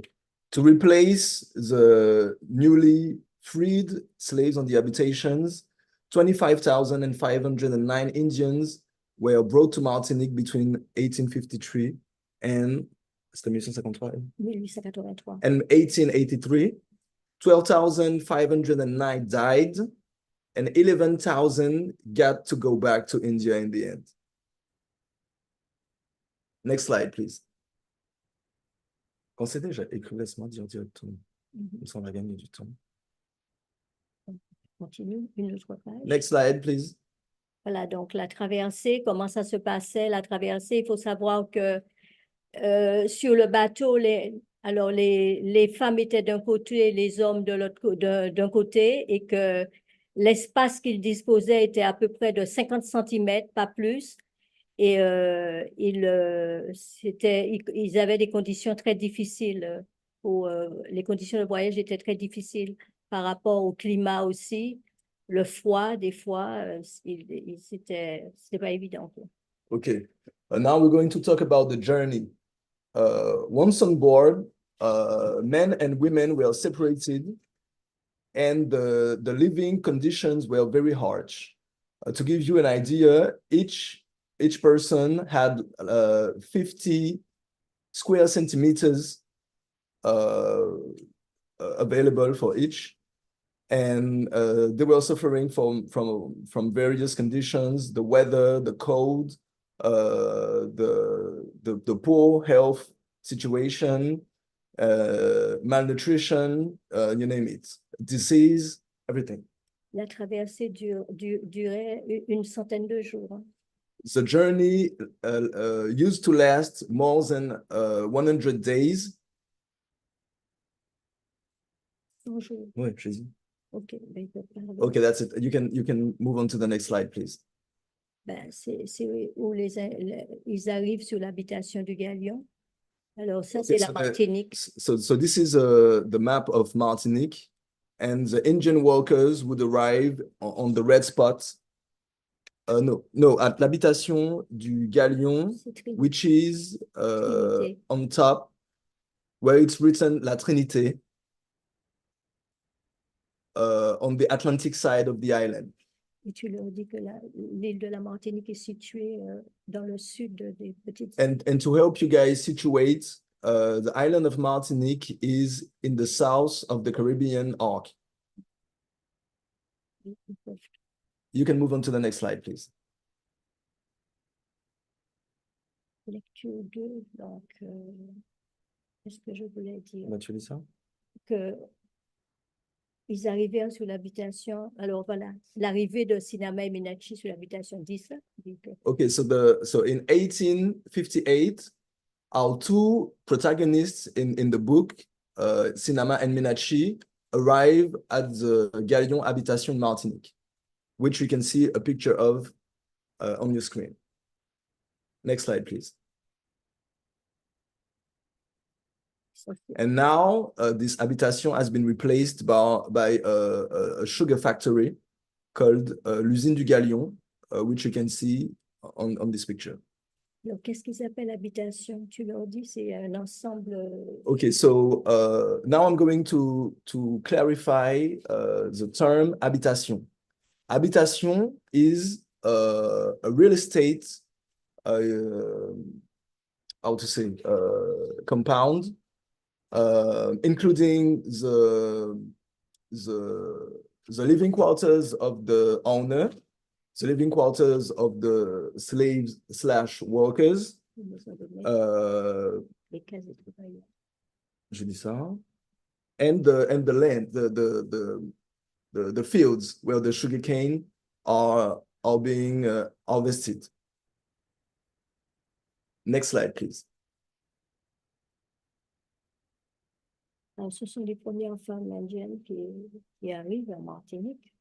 Okay, now on this picture, you can see a photography of the first Indian women that arrived in Martinique, dressed in their traditional garb, I would say. Next slide.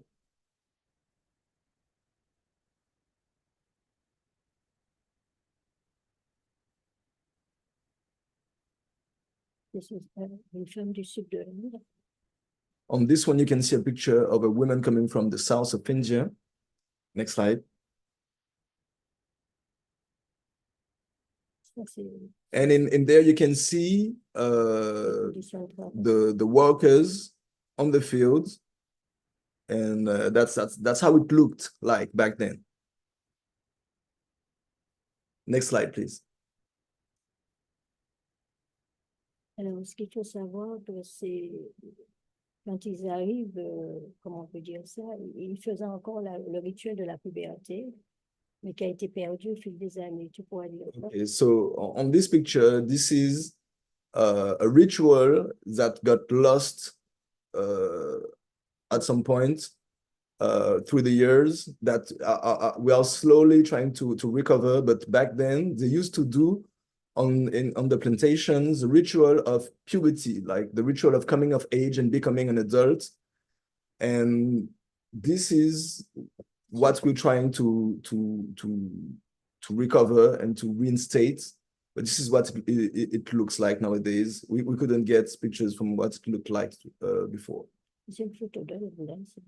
This particular ritual is in India, not in Martinique. It was just to illustrate what it probably looked like back then. Next slide, please.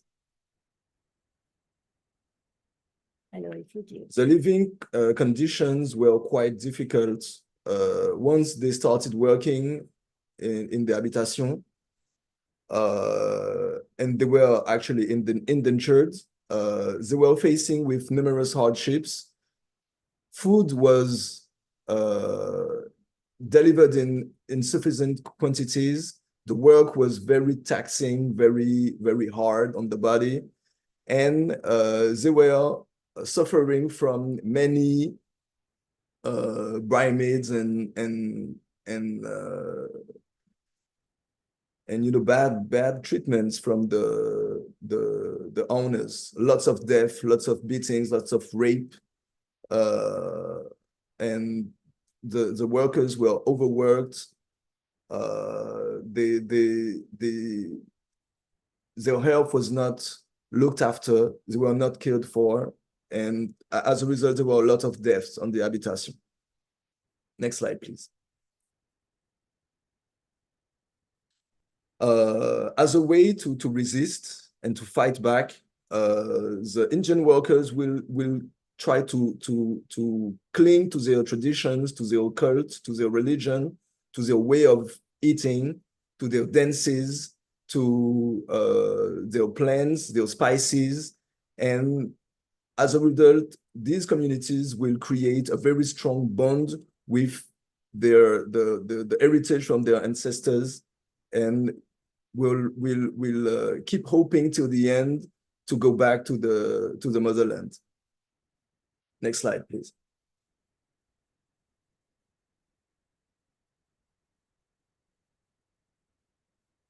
Alors, j'explique. Alors, quand les Indiens arrivent sur cette habitation, ce qui va manquer le plus, c'est qu'ils n'auront pas de lieu de culte. Donc, c'est une petite chapelle indienne qui se trouve sur cette habitation du Galion. Donc, déjà au départ, il y aura, dans les années, ça se passe en 1874, il y aura une grosse sécheresse en Martinique. Et les colons vont se rendre compte qu'ils perdent beaucoup d'argent. Donc, ils iront voir les Indiens pour leur demander s'ils peuvent faire un rituel pour faire tomber la pluie. Et les Indiens vont faire un deal avec les colons en leur disant, d'accord, on peut faire tomber la pluie à une condition que nous ayons un lieu pour nous recueillir. Donc, cette petite chapelle, au départ, c'était une citerne d'eau qui va être transformée en chapelle indienne. Okay. So on this picture, you are looking at a landmark of the Indian immigration in Martinique. This is actually one of the first chapel that the Indian workers got on the habitation of the Galion. There's a little story behind this chapel. When the Indian workers arrived in 1853, there was a great drought. It has not been raining for quite some time, and the owners were getting desperate, so they turned to the Indian workers and asked them out of desperation, "Don't you guys have a ritual to call for the rain? At this point, we're willing to try anything." And the Indian workers said, "For sure, we got that, we can do that, but as a payment for that, we would like to have a place to practice our faith." And so the owners gave away an old water tank, which they transformed into a chapel. And this is how they got their first chapel on the habitation, by succeeding in culling the rain and by saving the crops. So they got this chapel, and this chapel basically stayed mostly the same through the years. It's a monument, and it has been restored, but it mostly looks like it used to look like back then. Next slide, please. Alors, ce sont ces divinités qu'on trouve à l'intérieur de la chapelle. Tu peux dire que c'est... Okay, on this picture, you can see the divinities that we can find inside the chapel. Vous connaissez? Celui-là, c'est, je crois, c'est Marie, non, je sais pas. Okay, next slide, please. Celui-là, c'est Madévillin. Okay, so this god is Madevilen, C'est le héros de Madurai. who is the hero of Madurai, C'est une divinité hindoue. and is a Hindu god. Next slide, please. This one is Maryamen. Maryamen, c'est une divinité hindoue aussi. C'est une divinité hindoue qui se trouve dans la chapelle du Galion. Another Indian god that we can find inside the chapel. Next slide, please. Et ce sont des... Attends, il faut leur dire que... Ça, ce que les Indiens ont gardé, c'est des semblani qui font un hommage à leur mort, aux ancêtres. Okay, so on this picture, you can see one of the customs that the Indians from Martinique kept from the motherland, which is the semblani, which is an homage to the ancestors. You can see the coconuts, the flowers, the lights. Et puis, ils font tous les repas qu'ils aimaient. And they also bring all the favorite food of the deceased. Next slide, please. Ça, c'est le paroka, c'est un légume There you can see the paroka, which is qu'ils utilisent. a vegetable that they brought over to Martinique and which is still used in our cuisine till this day. Next slide, please. Et ça, c'est le traditionnel plat qui est servi, qui est le colombo. And on this picture, you can see the traditional Colombo dish served on a banana leaf and which is eaten with the hands. Next slide, please. Curcuma, that everybody knows, very, very famous for its many health applications, used in medicine, in cooking, you name it. Next slide, please. Ça, c'est une autre chapelle qui se trouve, où les gens se réunissent. Là aussi, c'est une chapelle aussi qui se trouve à Gardis, à Basse-Pointe. Okay, this one is another chapel which is located in Gardis in Basse-Pointe, in the north of Martinique. Next slide, please.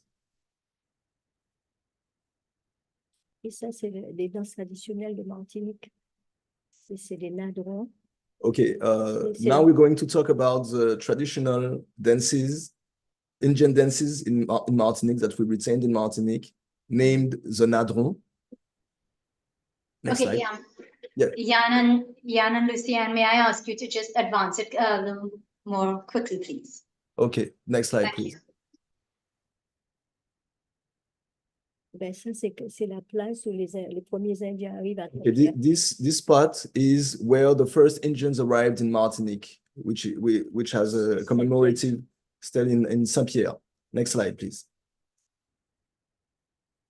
Ça, c'est les... Okay, this one is showing the dancers of Bharatanatyam. Next slide, please. Still dancers of Bharatanatyam. Next slide, please. Et ça, c'est les... Ça, In 2013, our good friend Bob Ramroop and deceased Richard Ramlakasing came to Martinique pour les 160 ans. for the 160th anniversary of the coming of the first workers. Next slide, please.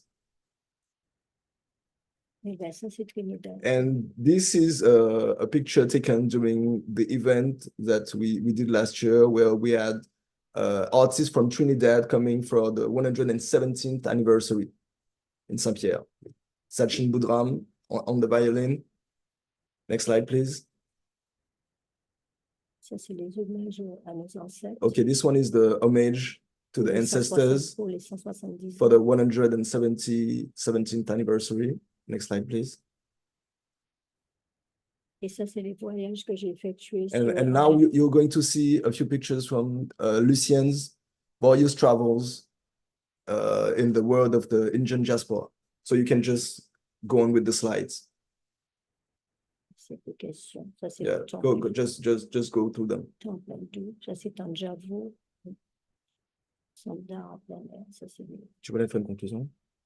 Okay, while we are looking at these, can Lucienne please comment about what she knows about her actual great-great-great-grandmother?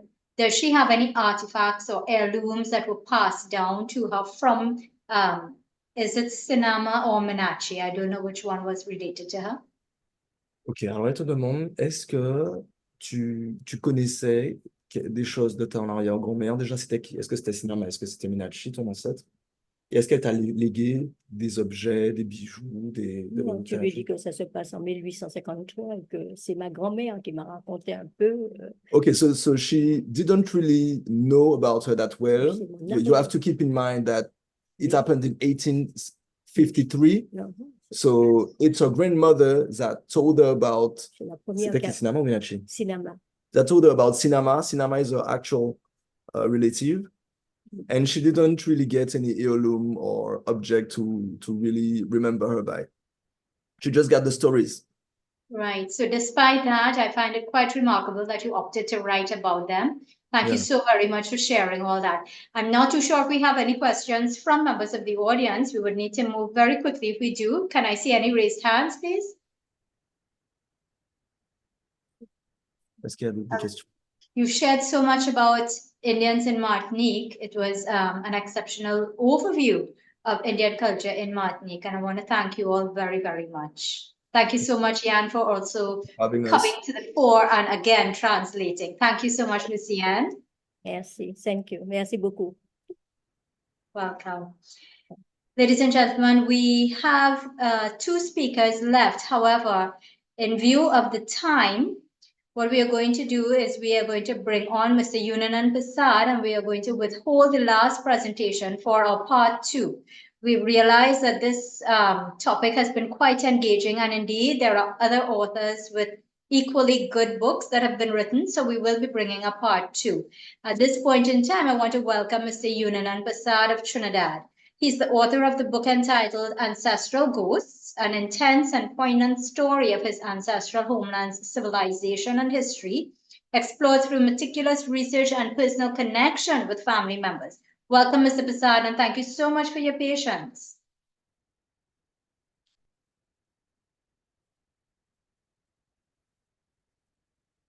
Oh, I hope he hasn't left. I am not seeing him. While Lucienne was wrapping up, I know his son was trying to get him in order.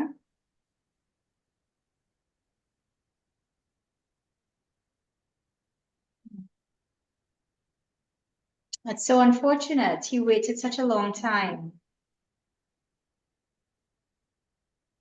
Well, let Ashuri do the closing, and maybe at the end he may come back and we can bring him after the formal closing.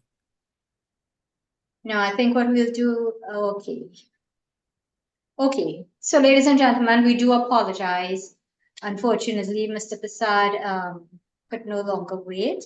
If you have any questions before we close, would anyone like to raise another question? We've had 3 excellent presentations today. And if you have a further question, we can take to... Right, so I'm seeing Brother Ram with his hands raised. Go ahead, please.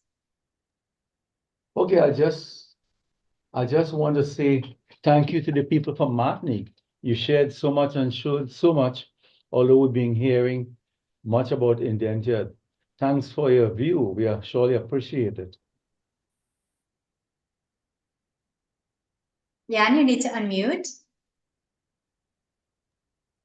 I was saying thank you for your kind words. Do you have any questions that maybe we can answer? Dr. Fukhan is right now in Pondicherry, and I just wondered whether or not she had any questions or comments for Lucienne and Jan. Can you unmute? Yeah, I'm unmuted. I also want to echo my thanks. That was really it's really beautiful when you combine personal kind of autoethnography with history. So I really found the presentation to be really inspiring. C'est très bien quand on peut mêler l'expérience personnelle à l'histoire. Sorry, I just translate to her what you said. Yeah, no, it's okay. Yeah, I don't have so much of a question. I just was thinking about when you were presenting also the fact that I'm in Pondicherry right now. So it was more that I was thinking about the serendipity of that, being in Pondicherry and her talking about Pondicherry at the roots of her presentation. So please let her know that I'll be thinking about her as I'm at the conference in a few days. And thank you both so much. Thank you for your kind words. What are the odds, right, for you to be exactly in the place, all this history in place? Yeah, and especially because she's speaking about it as the kind of the heart of her own personal ancestral path. You are descendants of the Indians. We could have you guys take up the rainmaking business again. Thank you. Take up the ring making business, is he saying? Rain making. Oh, rain making. Oh, right.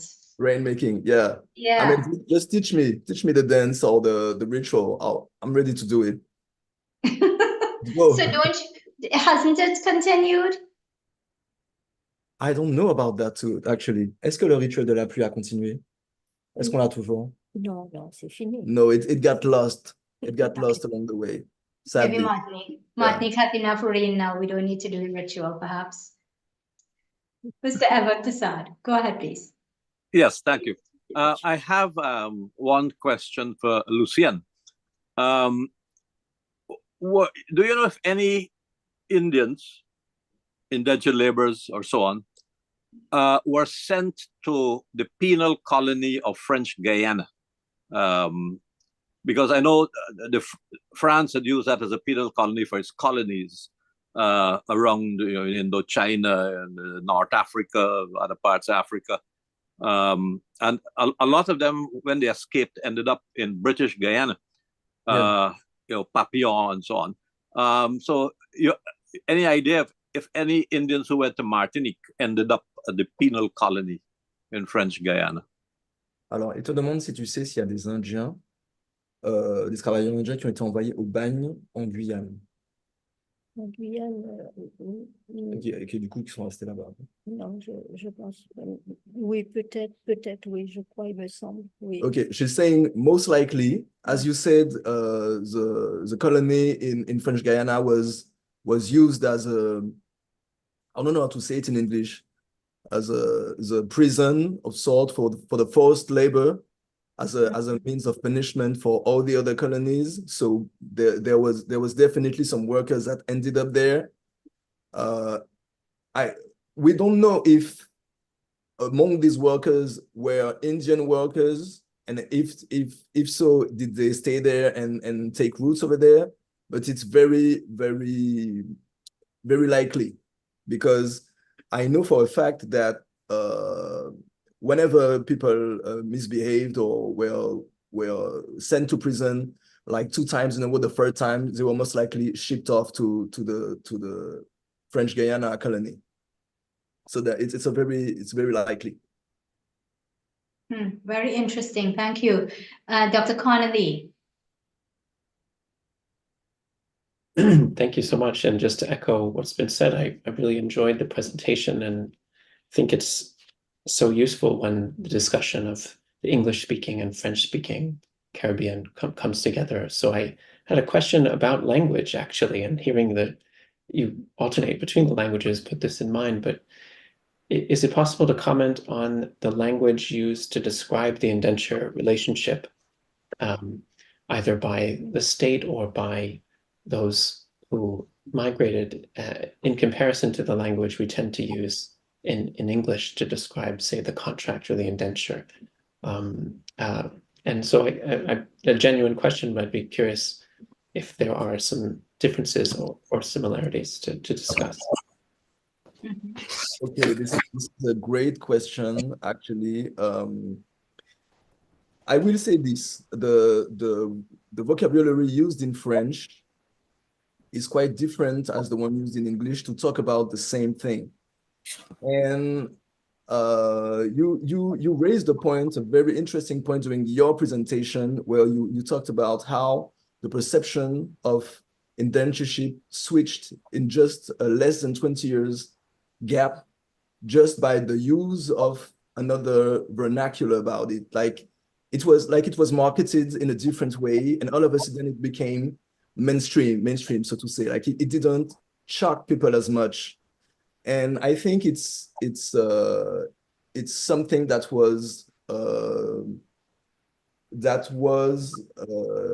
intended, that was calculated by the authority at the time to present this free labor, so to speak, in a way that didn't remind too much of slavery, even though it looked a lot like slavery on a lot of aspects. But I definitely agree with you that language played a huge part in how it was perceived, and how to this day there's confusion about it. Like, and we saw it through the different presentations. Like, to this day, people do not agree on whether it was some sort of slavery disguised, or shall we ask for reparation and not? Was it really, so it's still very confusing. And I totally agree with the fact that as the other presenter said, there was the issue, the problem of freedom, as was the title of the book, was not clearly posed at any point, and that should have been the start of the reflection. People should have sat down and thought about what does it mean to be free in the wake of slavery, in the wake of starting to get people to work for free, quote unquote. And it should have really be guided and regulated in this sense. Thank you. So interesting, and perhaps a conversation to continue. For sure. Yes, thank you. And Dr. Bob Smith, no, I did not forget you. We're still not seeing your hands, and so the other participants whose hands were raised, unfortunately, were given the preference. Would you like to ask your question now? You're muted. You need to unmute your mic. Yes. Thank you very much. It's very simple. I didn't hear anything about resilience, and I am looking at our history and our decisions about what should be said. I feel unless we speak about resilience, we wouldn't show what a wonderful, brilliant, in-depth legacy our ancestors have left for us. The Muraham massacre is something that maybe would come up in another session, but the Muraham followed the Canboulay. That's the African did it, the Indians did it. And Dr. Williams said that in deciding to have indentured Indians here, one of the government authorities said, bring them, they're soft, they're sweet. They wouldn't behave like this, like the Africans. And scholars have researched and rejected that thought that man gave. So I think that I'm just looking for a discussion on the power that we had, our ancestors had, to bring us to this. Thank you very much, Alan. Sure. Jan, Lucian, would you like to comment? And then we'll take a comment from both Jonathan and... I think this notion of resilience is especially brought to light in Lucien's book. If you look at it closely, it's the story of two young girls that were abducted and taken away from their roots, from their families, from everything they knew, from their country, brought over to another land where they were faced with hardship, labor, and having to learn a new language, a new way of life, meeting new people. And they eventually, they survived the whole indentureship, and they even ended up starting families and raising children while still maintaining their cultural heritage, their cultural knowledge, and everything. So this is definitely a testament of resilience, of being able to find strength in one's culture, in one's memory, in one's nostalgia for the motherland, and it's also a show of keeping hope in face of the hardships, keeping hope that someday you will go back to the motherland, someday you will see your loved ones again, and eventually moving on, starting a new family and finding some stability, some way to thrive in another country altogether. So this was definitely a very strong people. Make no mistake about that. Even though we didn't necessarily speak about it at length, there was definitely some needed strength and resilience just to survive these circumstances and to make the most of it and to still maintain one's identity and culture. In the example of the first chapel, it clearly shows that they were willing to find ways to maintain their cult, their beliefs. They were looking for ways to feel at home, even though they were not at home. So they never gave up. They never gave up on their way of life. They never gave up on their hope, and they fought till the end. Very good. So thank you very much. I think that's an excellent note on which to end. Dr. Kanhai, I recognize and acknowledge your hand up. Dr. Connolly, Dr. Foucan, we'll just hold comments for now. I want to ask Ashiria to bring today's program to a formal close, and I want to thank all of our speakers, Professor Atrey Foucan, Professor Jonathan Connolly, Lucien Sakarabani, and Jan Zobda. Fantastic, very, very engaging conversation as well. So thank you to members of the audience for your participation. We can probably continue for a few minutes after. I'll now invite Ashiria to formally close. Thank you very much. Thank you. Thank you, Shalma, for being a great moderator as always. And thank you all for taking the time to participate and attend. And I think it's safe to say I'm not the only one who has just added a few more books to their reading list. As was said earlier, this is a public meeting. It's being hosted by the Indo-Caribbean Cultural Center and the Amina Ghafoor Institute for the Study of Indentureship and its Legacies, led by Professor David Dabidi. Feel free to contact the ICC to publish your books and reports. And remember, we are kindly asking you to give us your suggestions as well as a donation. You can contact Dr. Mahabir for details about this. Thanks to the advisory and planning team led by Dr. Kumar Mahabir. Thanks to our IT manager behind the scenes, Robin Ramsing. He has been recording the program and will upload it to our website and to YouTube permanently for posterity. And also thanks to Mariam Mohammed for producing our TikTok videos. Our topic next Sunday will be cultural magazines in the Indian diaspora. Please visit our YouTube channel to see all our past recordings. I'm Ashiria from the Netherlands saying goodbye. May God bless you all. Dhanyavad. Bye-bye.